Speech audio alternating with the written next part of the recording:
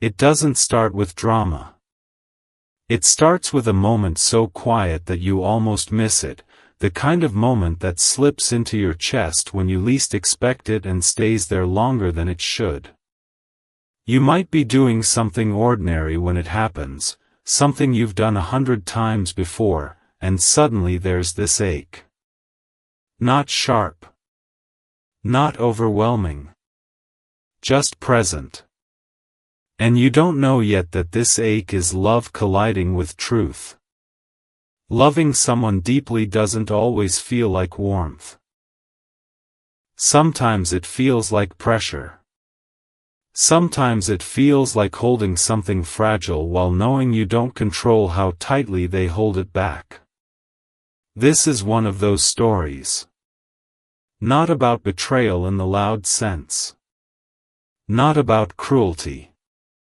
But about the kind of pain that comes when two people care deeply, yet aren't standing on the same emotional ground at the same time. You didn't imagine the connection. That matters. What you felt was real, layered, earned through moments that weren't performative. Conversations that didn't need an audience. Silences that didn't feel empty. The love here didn't rush in like a storm. It settled slowly, almost carefully, as if it knew it would need to be strong to survive what was coming next. And yet, even strong things can make you cry. Not because they mean to hurt you, but because closeness has a way of touching places that were never fully healed. When you love someone deeply, they don't just see who you are now. They brush against who you used to be. And sometimes, without realizing it, they reopen doors you thought were closed for good. This isn't the kind of crying that happens in public or in anger. It's the kind that shows up later, when you're alone, replaying something small. A tone that changed. A pause that lingered. A moment where you felt yourself reach out emotionally and didn't quite feel the same reach back. No one would call it a problem. But your body noticed. Your heart noticed. You're not weak for that. There's a specific pain that comes from loving someone who doesn't hurt you on purpose. It's confusing, because there's no villain to point to. No clear line that was crossed. Just the slow realization that love doesn't always move in sync, even when it's real on both sides. They care. You know they do. You see it in the way they show up. In the way they protect certain parts of you. In the way they don't treat you casually. And yet, there's a distance that appears at times, not as absence, but as restraint. Like they're holding back a fraction of themselves, unsure if it's safe to let it all exist at once. That restraint is what will make you cry. Not today, maybe not tomorrow. But eventually, when you realize that loving deeply doesn't guarantee being met at the same depth every moment. And that realization doesn't come with anger. It comes with sadness. The kind that sits quietly and asks questions you don't rush to answer.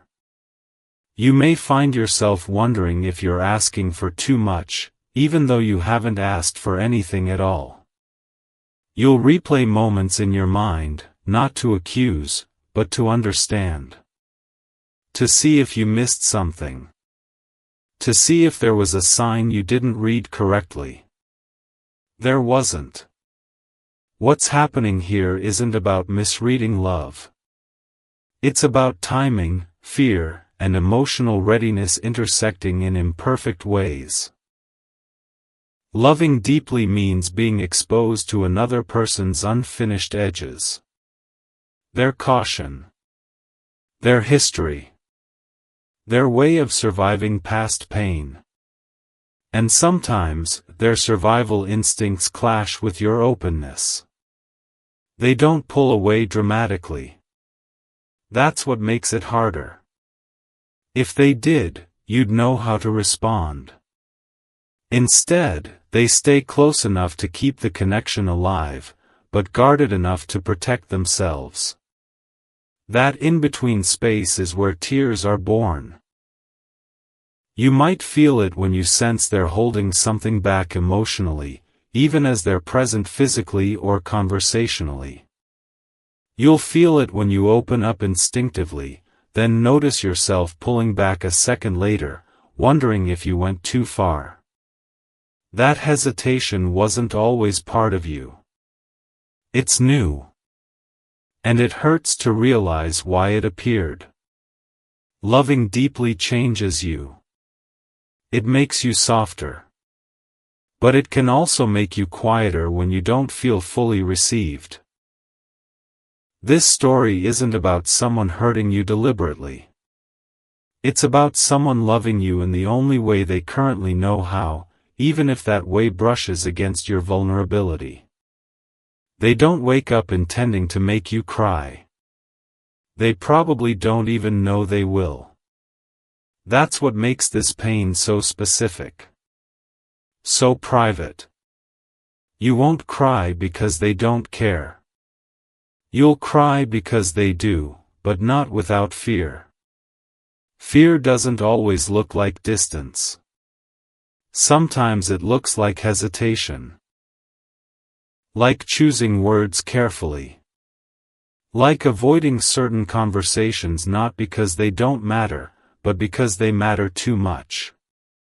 That fear lives in them, not because of you, but because of what they've already survived.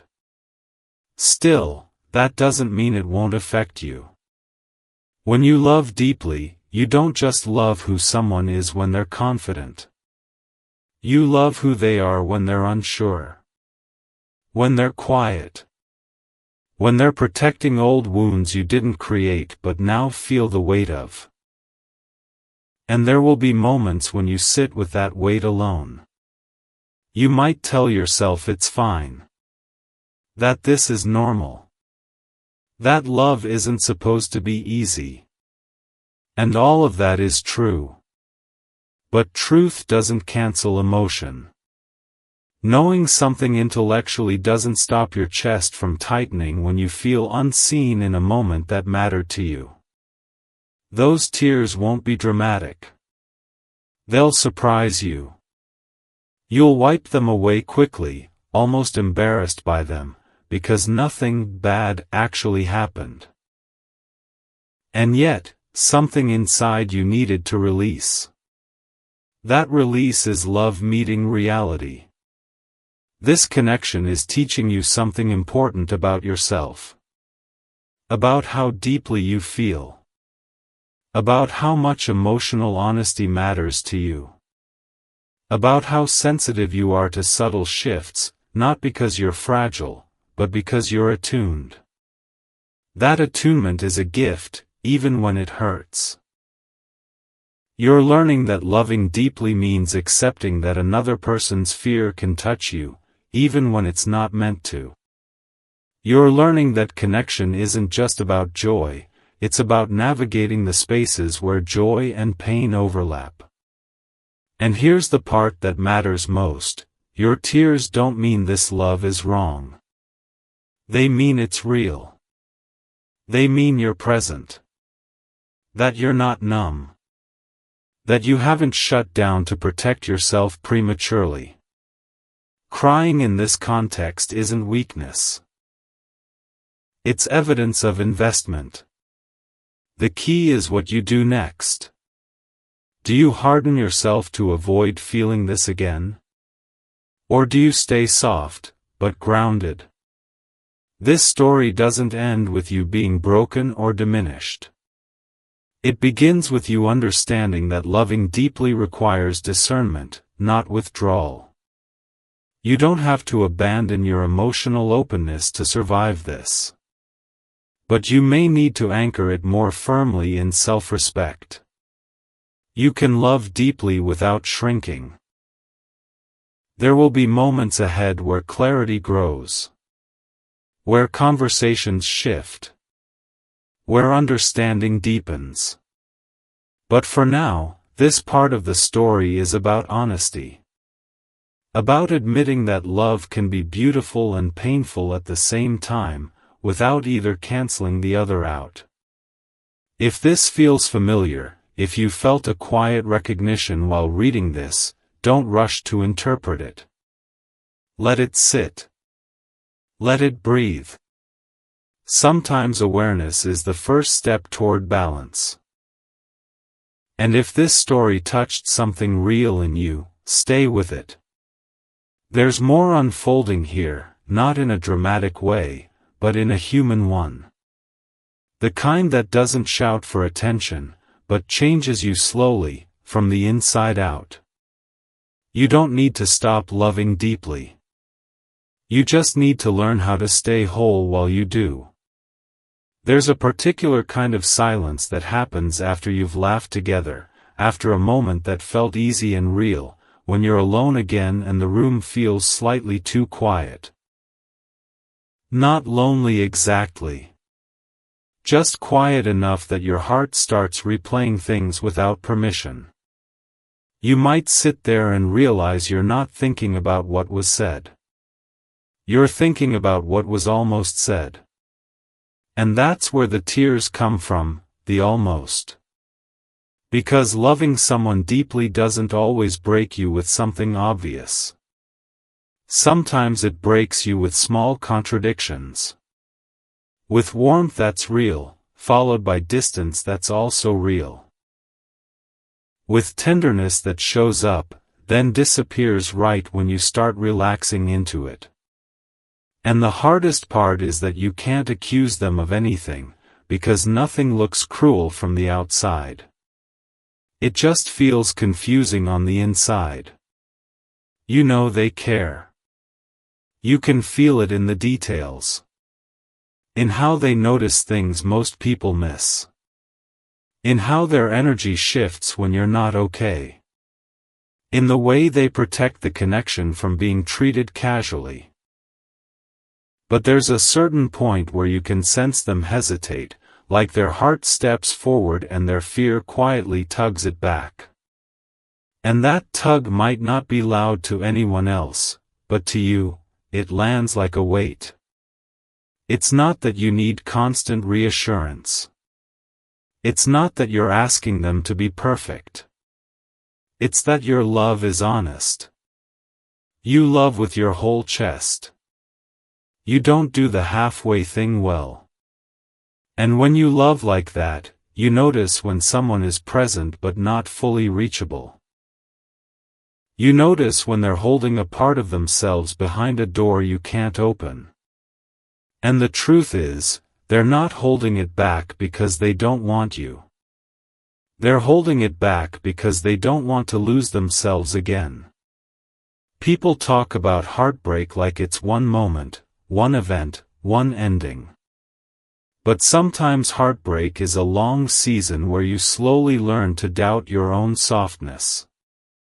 Where you learn to keep your best parts hidden because you don't trust people to hold them gently. If they've been hurt before, they may not fear you. They may fear what happens to them when they let themselves love without protection. That's why their love can make you cry. Because you can feel it. You can sense the depth. And you can also sense the restraint. You can see them wanting to move toward you and then choosing, safe. You can hear them start a sentence and then edit it midway. You can feel them almost say, I miss you, I'm scared, I want this, and then they swallow it and smile like everything is fine. And you sit with that later. You might tell yourself, maybe I'm sensitive. Maybe I'm reading too much into it. But your sensitivity isn't a problem. It's how you survive with your heart intact. It's how you recognize what's real before it becomes obvious. Your heart isn't trying to sabotage you. It's trying to protect you from being loved in a way that leaves you emotionally starving. Because there's another kind of crying you haven't said out loud. The crying that happens when you realize you've been trying to be easy to love. Trying to be low maintenance. Trying to be patient, mature, understanding, while quietly carrying your own ache. You don't want to demand more than they can give. You don't want to pressure them. You don't want to scare them away. So you make yourself smaller in moments where you actually needed tenderness. And that's where you break. Not because you don't love them. Because you do. You love them enough to consider their wounds. Enough to respect their pace. Enough to give space. But your heart also needs to be considered. Your tenderness also needs to be met. And if you keep absorbing their fear without naming your own needs, you'll find yourself crying in private while trying to smile in public. That's not the kind of love you were made for. There's a difference between being patient and being silently deprived. What's happening here is delicate. They're learning to trust. You're learning not to abandon yourself while waiting. And those two lessons don't always move at the same speed. You might be ready for emotional consistency now. They might still be learning how to offer it without feeling like they're putting their heart on a chopping block. So the tears come in the in-between. In moments where they do something sweet, then go quiet for a day. In moments where they open up, then act like it didn't happen. In moments where you feel chosen, then feel unsure again. And you start asking yourself questions that are exhausting. Are they afraid, or are they unsure? Are they healing, or are they keeping you at a distance? Are they protecting themselves, or are they avoiding intimacy? Is this love, or is this comfort with limits? Those questions don't mean you're dramatic. They mean you're trying to make emotional sense of a pattern. Here's what your heart needs to hear: being afraid of getting hurt again explains behavior, but it doesn't automatically excuse the impact. Fear is real. Wounds are real. But your feelings are also real. Your nervous system also reacts to inconsistency. Your body also keeps score, even if your mind tries to be understanding. Love shouldn't require you to stay in emotional confusion to prove you're loyal. And yet, you also know something else. You know they aren't playing games. There's a sincerity in them. A genuine softness that slips out when they forget to guard it. That's why you keep believing. That's why you keep staying kind. Because you've seen the real version of them, even if they don't stay there all the time. Sometimes they become distant after closeness because closeness triggers old alarms. They might feel joy and then immediately fear the loss of that joy. They might feel connected and then remember the last time connection became pain. So they pull back to regulate. Not to punish you. Not to manipulate you. To calm their own internal chaos. The problem is, you experience that pullback too. Your heart doesn't know if it's safety or rejection. Your mind tries to interpret, but your body just feels it. Your body feels the shift and prepares for loss. Even if you tell yourself it's fine, your chest tightens anyway. That's not overthinking. That's your system reacting to inconsistency. So what do you do with this kind of love? You don't harden. And you don't chase. Hardening would make you feel powerful for a moment, but it would cost you your softness. Chasing would make you feel close for a moment, but it would cost you your dignity. There's a third way, a way that feels calm and grounded, a way that keeps your heart open without leaving it unprotected. You name your truth, gently. Not with accusations. Not with ultimatums. With honesty that respects both of you. The kind of honesty that says, I care about you, and I'm willing to move slowly, but I need consistency. I need to feel like your fear isn't the one making decisions for us. I need to feel emotionally safe too. That kind of honesty doesn't scare real love away. It clarifies it. Because real love doesn't ask you to cry alone forever. And if they truly love you deeply, they will want to know where it hurts. They might not fix it instantly. They might not respond perfectly. But they will care. They will try. They will become aware. Awareness is the beginning of healing, and healing is what makes love sustainable. Sustainable love is steady. It doesn't spike and disappear. It doesn't make you question your worth every week. You might be afraid to say what you need because you don't want to overwhelm them. But your needs aren't a burden. Your needs are information. They're the map of what love looks like for you. And if someone wants to be in your life, they deserve the chance to understand that map. What's coming next in this story isn't about making them prove anything. It's about making sure you don't abandon yourself while they learn to trust. It's about remembering that love is not just what you feel. Love is what you build. And you can't build on emotional uncertainty forever.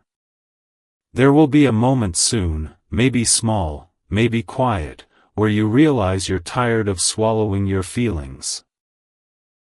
Not tired in a bitter way. Tired in a clear way. The kind of tiredness that leads to truth instead of resentment. And when that moment arrives, it doesn't have to turn into a fight. It can turn into a turning point. A gentle recalibration. A chance for both of you to move towards something more honest. Because the goal isn't to avoid tears completely. The goal is to stop crying alone. The goal is to love without losing yourself. To be patient without becoming invisible. To be understanding without becoming emotionally starved. To keep your softness, but anchor it in self-respect. And if this love is real, it will meet you there.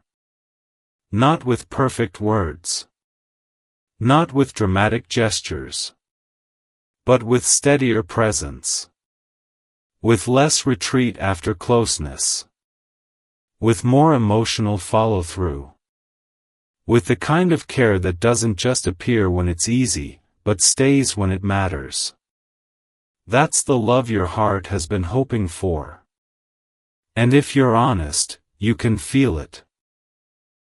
Your tears aren't a sign you should run. They're a sign you should get clear. Clear about what you need. Clear about what you will no longer swallow.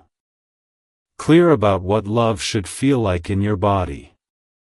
Because you were not made to love deeply and suffer silently. You were made to love deeply and still feel safe. It doesn't hit you all at once. It comes in waves, subtle at first, like a feeling you brush aside because you don't want to overthink it. You tell yourself you're fine. You tell yourself love isn't supposed to feel perfectly balanced all the time. But then there's a moment, small and almost invisible, where you realize you're doing more emotional adjusting than you should be. And that realization doesn't hurt loudly. It settles in quietly, and that's what makes it harder to ignore. This stage of loving someone deeply feels different from before. Earlier, the tears came from confusion. Now, they come from awareness. You're starting to see the pattern more clearly. Not in a judgmental way. Not with bitterness. Just with honesty. You see how closeness brings out something tender in them, and how that tenderness is quickly followed by restraint. You see how they want to be present, but only up to a point that feels safe to them. You also see how often you're the one emotionally bridging that gap, smoothing things over inside yourself so the connection can keep flowing. And you're tired of pretending that doesn't cost you anything. You haven't stopped loving them. In fact, the love is still there, steady and real. But now it's accompanied by a deeper question, one you didn't ask before because you were too focused on protecting the connection. That question is simple, but heavy. Am I being met in the way I need, or am I just being understood intellectually? There's a difference between someone knowing you care and someone responding to that care with emotional presence. They know you love them. You've made that clear without over-explaining.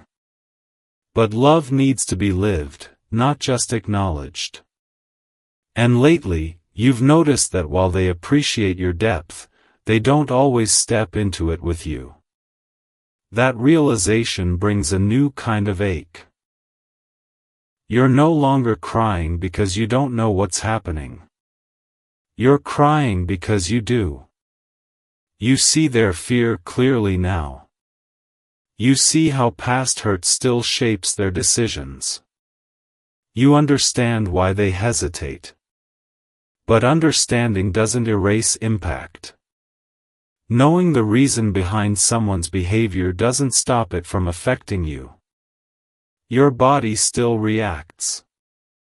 Your chest still tightens when closeness is followed by emotional distance. Your nervous system still braces when things feel good, because you've learned to anticipate the pullback. You don't spiral the way you once might have. You don't panic. But there's a quiet sadness in realizing that you've started preparing yourself emotionally instead of relaxing into love. That preparation wasn't always part of you. At some point, you became more careful. Not because you wanted to be, but because you had to be. You learned to pace your affection. To soften your excitement. To keep certain thoughts to yourself until you were sure they wouldn't scare them. None of that came from manipulation. It came from consideration. But consideration, when unbalanced, slowly turns into self-silencing. And that's where the tears come from now. Not dramatic tears. Not sobbing. The kind that show up unexpectedly, when you're brushing your teeth or lying in bed. The kind that surprise you because you didn't feel particularly upset a moment ago. Those tears aren't about one incident. They're about accumulation. About all the moments you chose patience over expression. All the times you told yourself, they're healing, I should understand. Understanding is beautiful. But it shouldn't require erasing yourself. You're starting to realize that loving someone deeply also means being honest about what hurts, not just what you can tolerate. You've been strong for a long time. Emotionally intelligent. Self-aware. Compassionate. But strength doesn't mean silence. And intelligence doesn't mean you should carry everything internally. There's a shift happening inside you now. You're still gentle, but you're no longer willing to shrink your emotional needs to fit someone else's fear. You're not angry at them. You're just clearer with yourself. You know now that love shouldn't feel like a constant exercise in emotional restraint. It shouldn't require you to downplay your sensitivity or dismiss your intuition. Your intuition has been speaking for a while. It's been telling you that something needs to change, not necessarily the person, but the dynamic. The way closeness and distance dance between you. The way you absorb more than you release. The way you wait instead of being met. This doesn't mean the love is doomed. It means it's at a crossroads. They're still learning how to love without fear leading. You're learning how to love without self-abandonment. Those lessons don't always align perfectly in time. And when they don't, tension appears. Not explosive tension. Quiet tension. The kind that lives in the body more than the words. You might notice that you've become more observant. You listen differently now. You feel energy shifts more clearly. Not because you're anxious, but because you're aware. Awareness is a double-edged sword. It brings clarity, but it also removes the comfort of denial. You can't unknow what you know now. You know that when someone truly feels safe with you, their love becomes consistent. Not perfect, but reliable. You know that fear-driven love has a rhythm that feels unpredictable, even when intentions are good. And you know that unpredictability slowly wears on the heart. You're no longer asking yourself whether they love you. You're asking whether the way they love you allows you to stay open without pain building up inside. That's a mature question. It's the question people ask when they're ready to choose emotional health alongside connection, not instead of it. You're not looking for someone fearless. You're looking for someone willing to work with their fear, not let it dictate everything. You may feel guilt for even thinking this way. Guilt for wanting more consistency. Guilt for feeling tired of being the emotionally steady one. That guilt is understandable, but it's not necessary. Wanting emotional safety doesn't make you demanding. It makes you honest. And honesty is what this stage is asking for. Not honesty as confrontation. Honesty as clarity. Clarity about what you can continue offering without hurting yourself. Clarity about what you need in return to stay open-hearted. You might be afraid that speaking your truth will change things. And it might. But silence has already been changing you. Slowly. Quietly. In ways that don't feel good. You don't need to rush into anything. You don't need to force conversations before you're ready. But you do need to stop telling yourself that your tears mean you're too sensitive. They don't. They mean you're paying attention. Paying attention is how you protect your heart without closing it. This love has shown you something important about yourself. That you love deeply. That you value emotional presence. That you're capable of patience, but not at the cost of self-respect. Those are strengths, not liabilities. You're not standing at an ending here. You're standing at a point of choice. A choice about how you show up moving forward. Whether you continue to carry the emotional weight quietly, or whether you begin to let your needs exist alongside your compassion.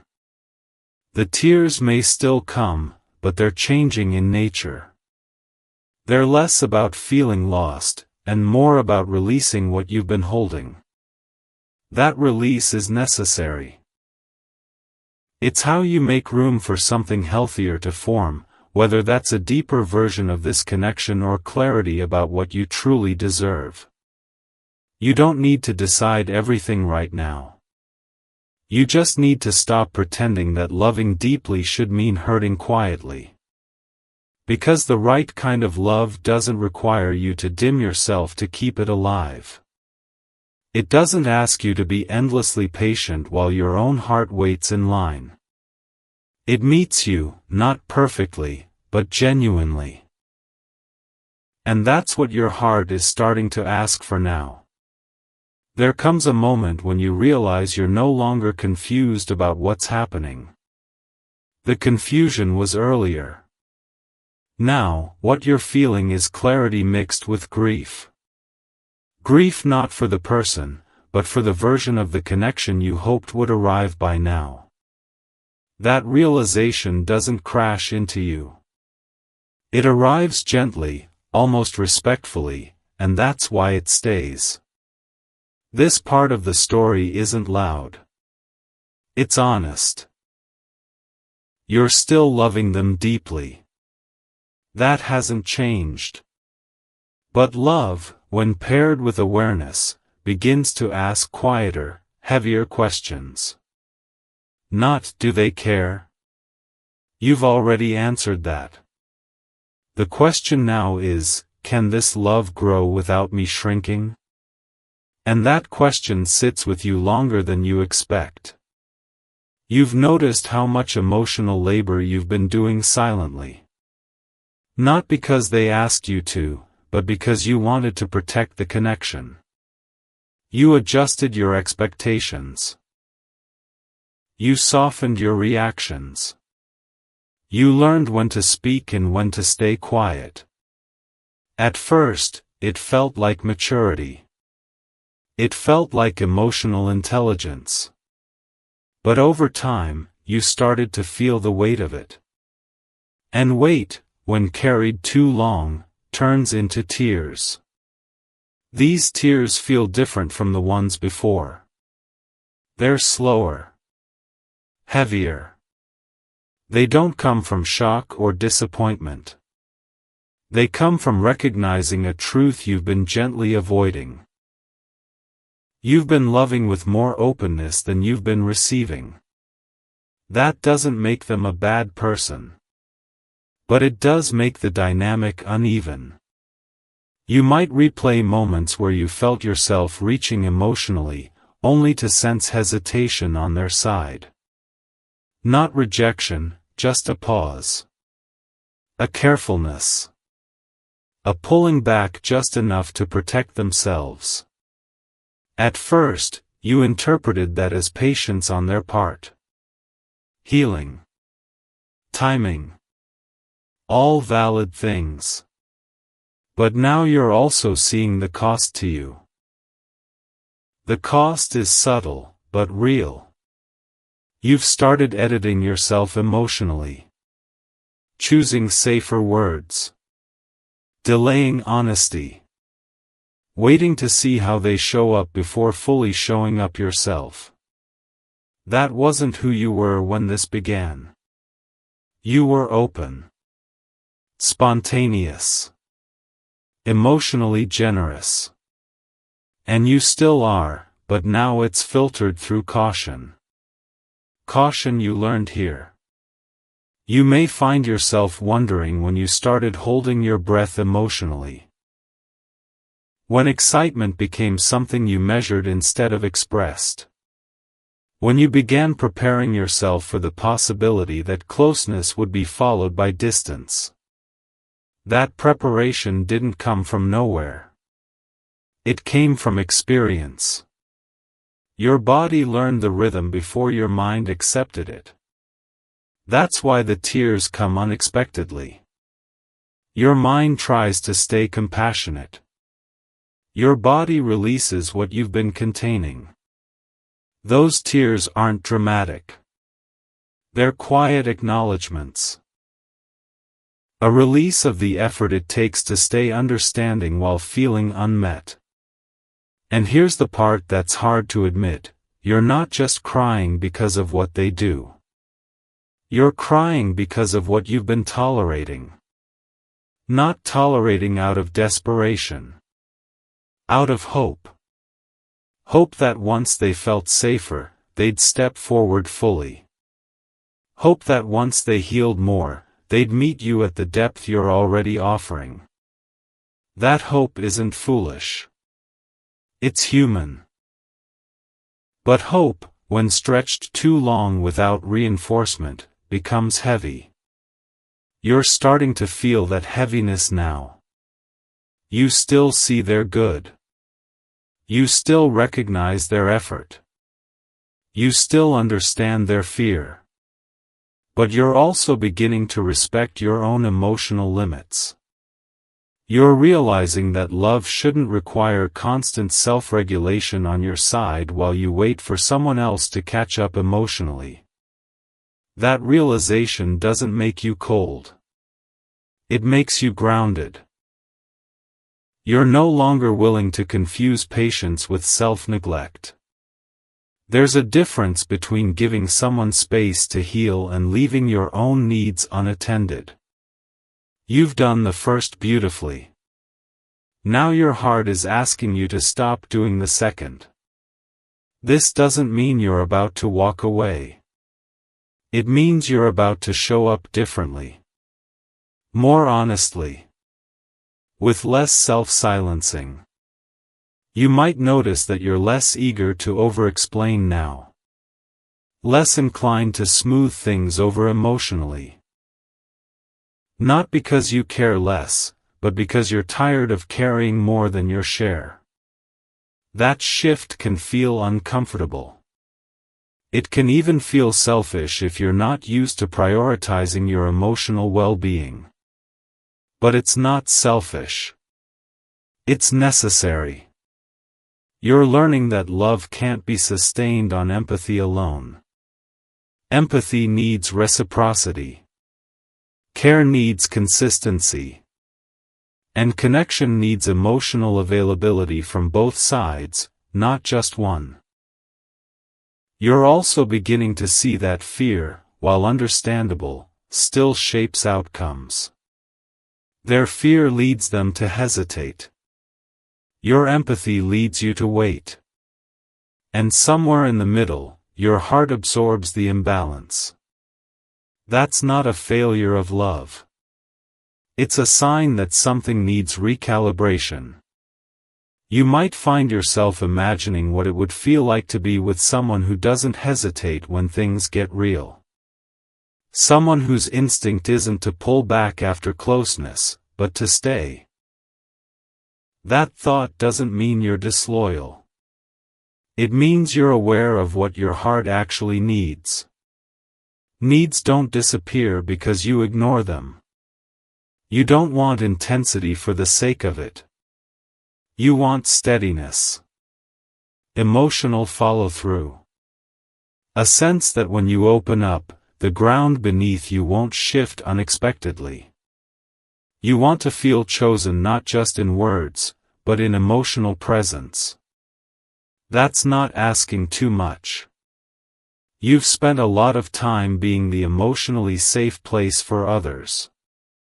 Listening. Understanding. Holding space.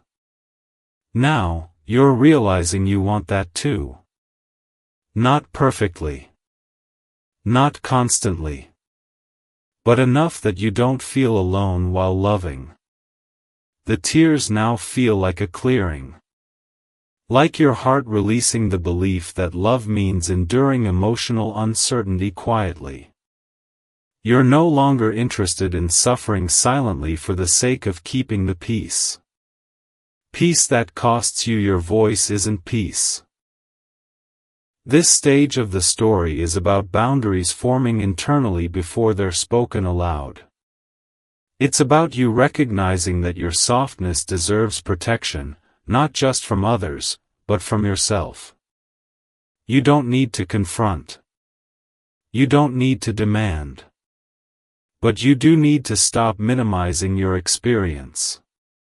Your feelings are data. They're telling you where the imbalance lies. An imbalance, if left unaddressed, turns love into labor. You might notice that you're more still now. Less reactive. Less eager to fix things emotionally. That stillness isn't indifference. It's discernment. You're watching. Listening. Feeling. Deciding what you can continue offering without hurting yourself. That decision doesn't have to be made today. But the awareness is here now, and it won't leave. You're not losing love. You're gaining clarity. Clarity about what kind of connection nourishes you. About what kind of love allows you to stay open without feeling drained. About the difference between being patient and being perpetually postponed. This story isn't about blaming anyone. It's about honoring yourself. About realizing that your tears are guiding you, not betraying you. They're showing you where your heart needs more support. You don't need to stop loving deeply. That's part of who you are. But you are learning how to love deeply without losing your center. Without silencing your needs. Without telling yourself that pain is the price of connection. The right kind of love won't ask that of you. As this unfolds, you'll feel less frantic inside. Less unsure. More grounded in your own emotional truth. That grounding will change how you show up, naturally, without force. And whatever happens next, you won't be abandoning yourself to keep it alive. That's the real shift happening now. Not an ending. Not a decision. But a quiet return to yourself. And from that place, whatever love continues will have to meet you where you are. There is a quiet firmness that begins to settle in you now, not as armor, not as detachment, but as something steadier than both. It's the feeling of standing fully inside yourself again after spending too long leaning outward. You don't feel angry. You don't feel cold. You feel clear. And clarity has a way of changing the weight of love without changing the love itself. This is the phase where your tears don't come from hurt anymore. They come from release. You're starting to see how much energy you've been investing in holding the emotional center of this connection.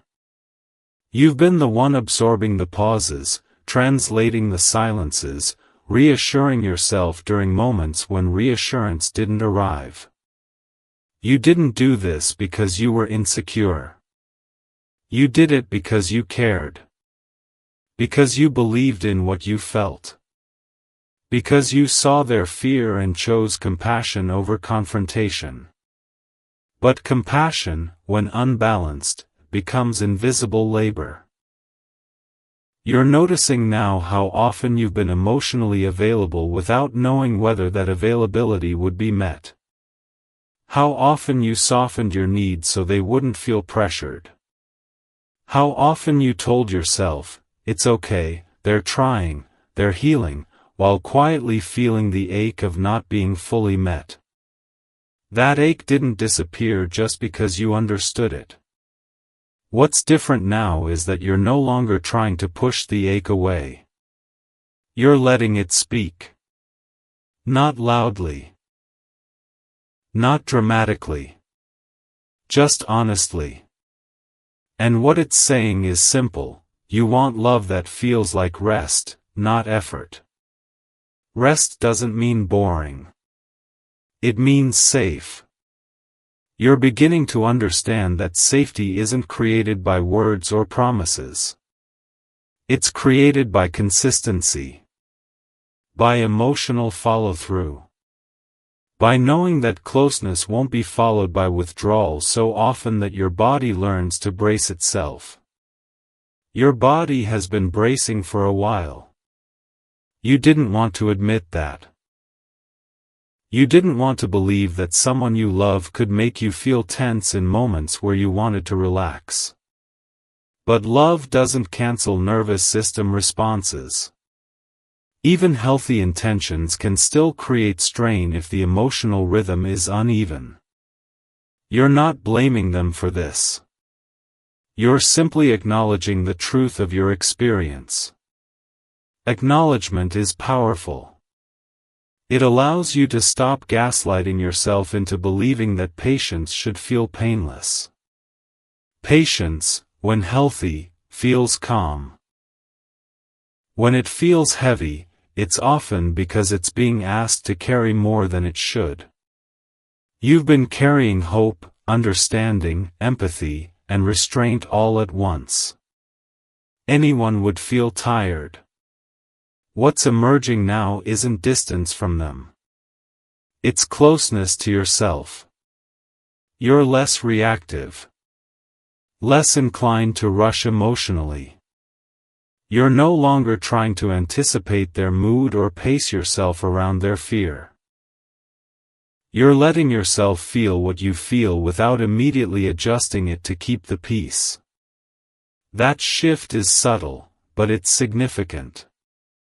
You might notice that you're quieter internally, not because you've shut down, but because you're no longer negotiating with your feelings. You're allowing them to exist without judgment. Without needing to justify them with logic or compassion for someone else's wounds. Your feelings don't need justification. They're not asking you to leave. They're asking you to stand more firmly in your truth. You're starting to understand that loving deeply doesn't mean endlessly accommodating. It means knowing where your emotional boundaries are and honoring them gently. Boundaries don't have to be spoken immediately to exist. Sometimes they form internally first, reshaping how you show up.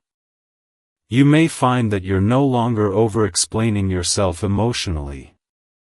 No longer filling gaps when someone else pulls back. No longer rushing to smooth over discomfort. That doesn't mean you care less. It means you're allowing space for reciprocity. Reciprocity reveals a lot. When you stop carrying everything, you begin to see what someone else is truly capable of holding. That can be uncomfortable. But it's also clarifying. You're not testing them. You're simply not compensating anymore. There's a calm strength in that. You may still love them just as deeply. That hasn't changed. But now, that love isn't costing you your emotional stability. You're not losing sleep replaying conversations. You're not wondering what you did wrong when they retreat. You're not blaming yourself for their fear. You're allowing responsibility to sit where it belongs. They're responsible for their healing. You're responsible for your well-being. That balance doesn't weaken love.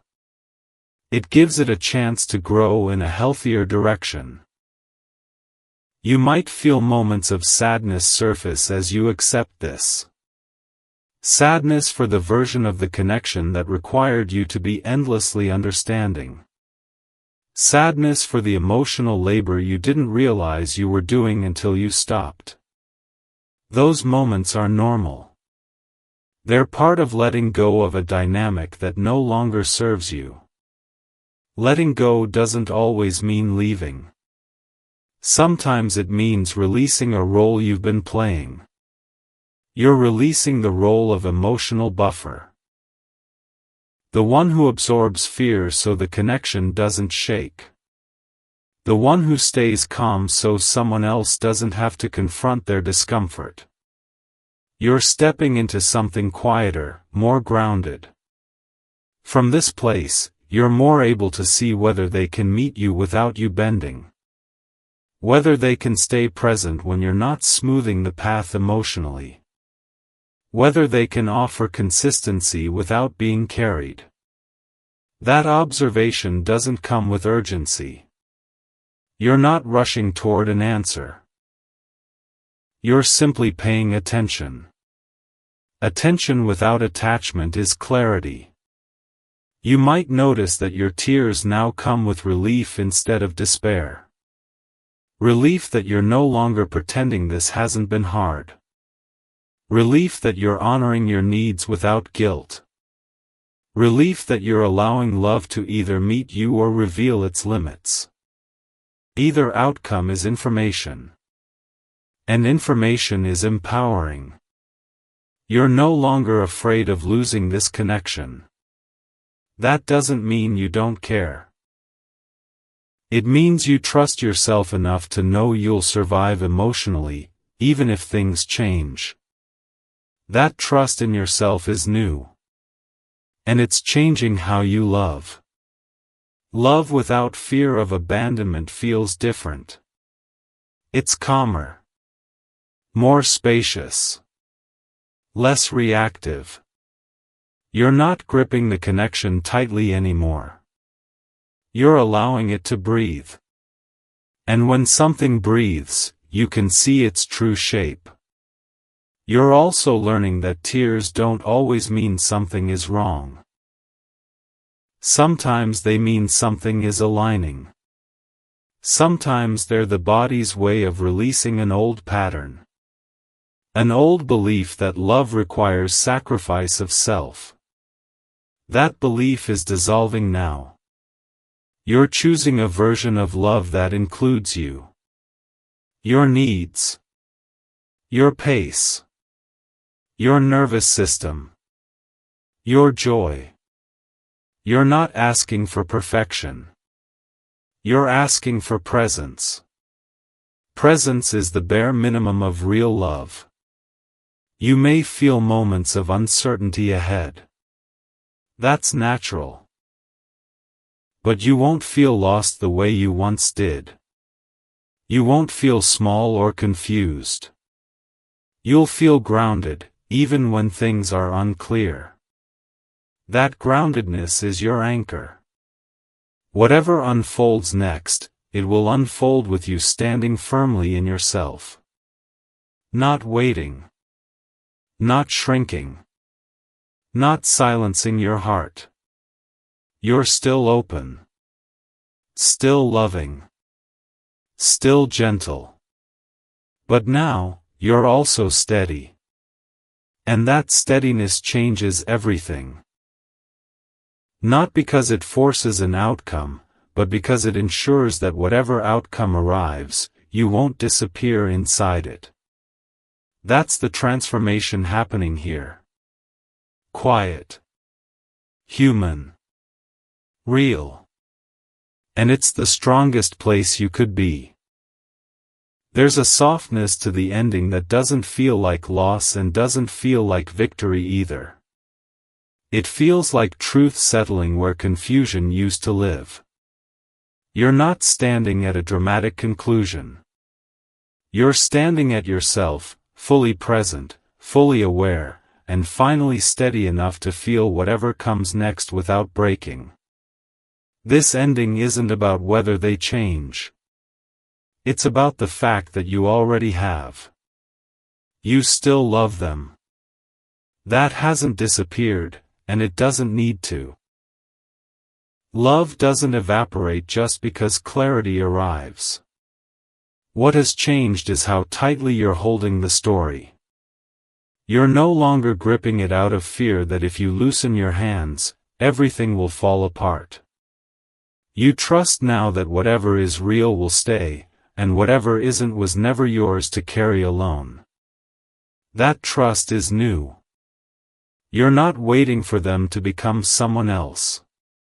You're no longer hoping that one more moment of patience will suddenly transform the dynamic.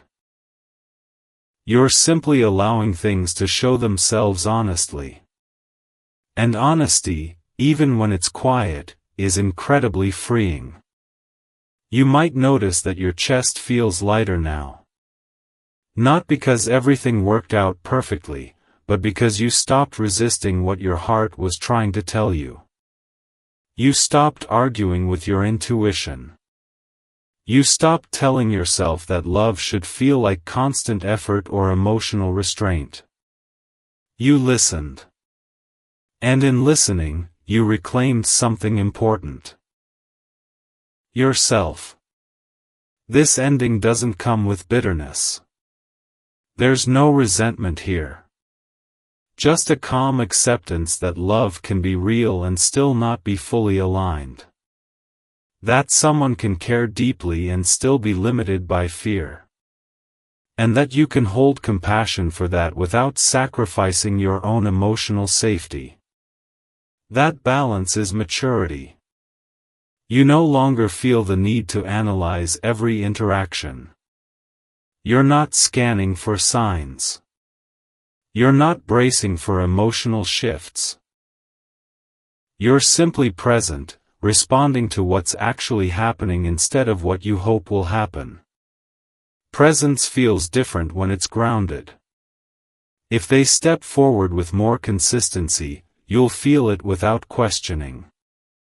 If they remain guarded, you'll see it without collapsing.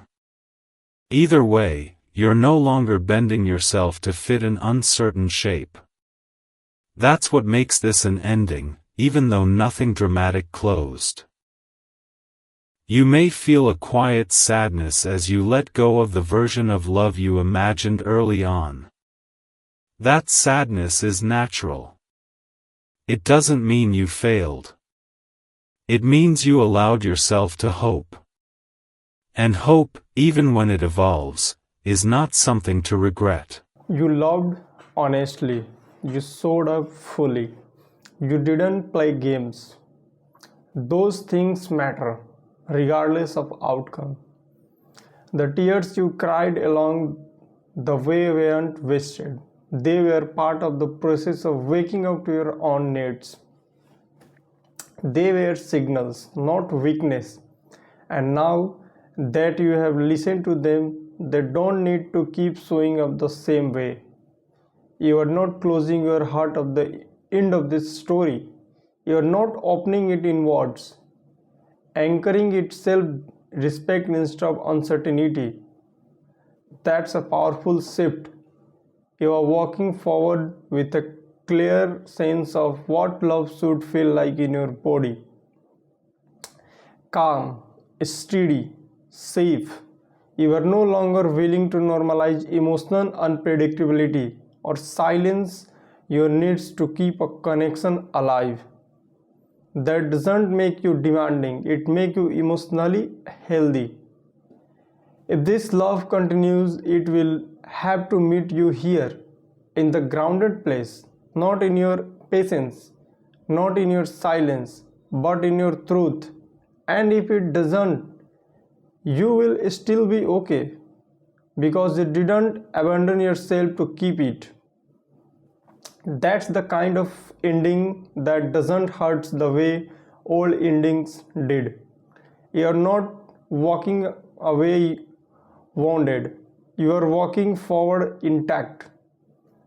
You might look back at this chapter one day and realize it wasn't about heartbreak at all. It was about learning how to love without losing your center, about discovering that our sovereignty is strongest when it's supported by boundaries, about understanding that real love doesn't require you to cry alone in order to prove your devotion. You are still capable of deep love that hasn't been taken from you. But now that love is paired with discernment, with steadiness, with a sense of self that doesn't disappear in the presence of someone else's fear. That's growth. This ending doesn't need apologies. It doesn't need validation. It's quite personal and deeply human. and it leaves you standing exactly where you mean to be. Grounded, aware, open, and no longer willing to trade your emotional well-being for potential. Whatever comes next will come to you differently now, not because the world changed, but because you did. Thank you guys. Here this story end. I hope you enjoy this story. If you enjoy, like this video and comment to this video and subscribe to my channel.